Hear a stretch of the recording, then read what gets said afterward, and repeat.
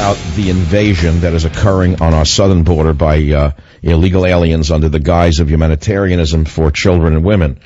This is only a part of the picture. There's a great article by Todd Starnes of Fox News. Medical staff warn, keep your mouth shut about illegal immigrants or face arrest.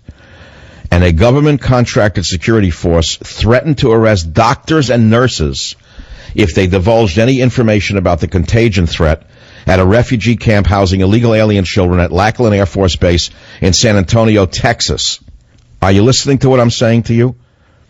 Many of the workers wanted to talk about the contagious diseases they were seeing. They were warned that they would be arrested, according to a psychiatric counselor. The sources said workers were guarded by a security force from the Baptist Family and Children's Services, which Department of HHS hired to run the Lackland, Texas camp. Here's a kicker. The sources say security forces call themselves the Brownshirts. Are you listening to what is coming into your country because you're such a good liberal and you don't want to be considered a racist? The workers at the camp, the health workers, were stripped of their cell phones and other communication. Anyone caught with a phone was fired. Everyone was paranoid. The children had more rights than the workers. She said children in the camp had measles, scabies, chickenpox, and strep throat, as well as mental and emotional issues. It was not a good atmosphere in terms of health, said the nurse. I would be talking to children, and lice would just be climbing down their hair. A former nurse at the camp told me she was horrified by what she saw. Quote, shall I read it to you? You had enough. These are the divine children of Nancy Pelosi. Both the counselor and the nurse said their superiors tried to cover up the extent of the illnesses. Quote, when they found out the kids had scabies, the charge nurse was adamant, quote, don't mention that. Don't say scabies. But everybody knew they had scabies. Some of the health workers were very concerned about touching things and picking things up. The nurse said the lice issue was epidemic, Mrs. Pelosi, but everything was kept hush-hush. You could see the bugs crawling through their hair, she said.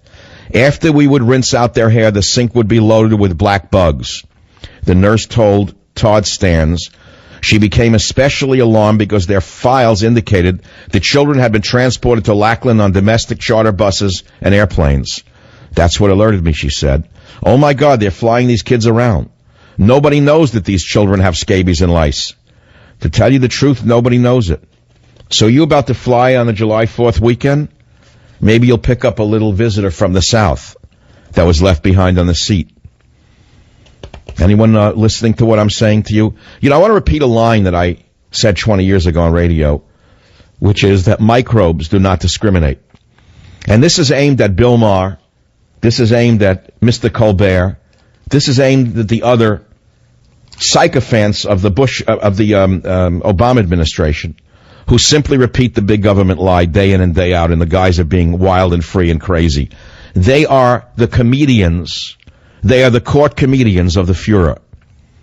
They are the court comedians of the emperor. They are the court comedians of the rogue president. They are the court jesters of the rogue presidency. And I pray to God that they come to understand one day that microbes do not discriminate. They don't know whether you're a sycophant of Obama or a right-winger. They don't know if you're a good liberal or a bad conservative.